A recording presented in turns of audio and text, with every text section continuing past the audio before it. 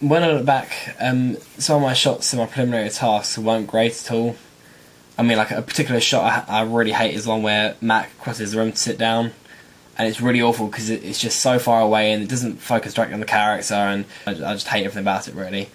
Um, but in my main tasks, I try to make every single shot interesting for the viewer in some way. There's obviously a rare shot or two where I think they might be quite boring, or it's a bad shot or something like that. But I've then counteracted that with some kind of interesting editing technique or something like that to try and keep the viewer interested the whole way through. Obviously, in previous drafts, I had some bad shots, but since then I've managed to correct them and sort it out so that the final product isn't that bad.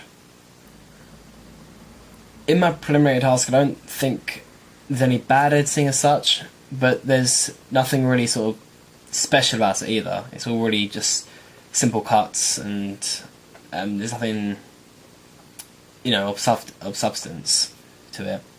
When I went into the main task, I tried to be much more adventurous. Like I kept, I was adding a lot of, when I was adding all the titles, I tried to make them more interesting and fade in and fade out and sort of wipe in and things like that. And then also I tried to mix the flashback scenes in with the monologue that's going on at the time to keep it really interesting and keep the audience's attention when they're watching the film. Otherwise, they'll get distracted and it'll just ruin the whole effect.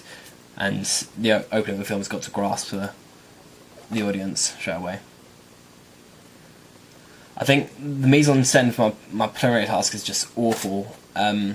I really think you can clearly tell that it's just a classroom of tables pushed away instead of some sort of like meeting location, and there's just a lack of character-specific costumes, and the acting isn't too bad, but it's just overall the mise en scène isn't great in the preliminary task. I didn't put too much thought into it, and it didn't turn out great either. But then for my main task, I really tried to sort of push for mise en scène to be really good. I kept thinking about all the different costumes for people to have, and I kept thinking about all the different locations. I went out to try and find locations to film, and I asked people to help out a lot. And I tried to get the best sort of talent available for the different characters I had in mind, because a certain character, I had like a certain idea for another person to play that character, and I kept sort of pushing them and asking them to come and help me, and they were really nice. Obviously, came and gave me a hand, which is great.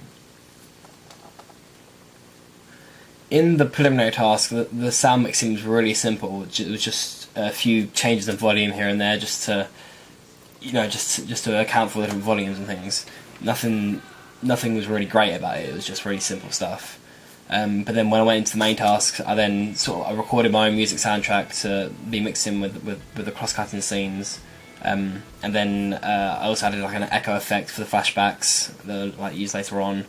And made the flashbacks much quieter than the monologue, so the audience isn't distracted from the words, and a lot of stuff I really sort of focused on the sounds to try and make it quite unique, to try and get the point across, and even at the beginning, just with the sound of the doorbell, to try and keep the titles coming up at the same time, just to sort of make it more interesting for the audience to watch, and it's more sort of I think it's more sort of stylistic as well. I quite like it.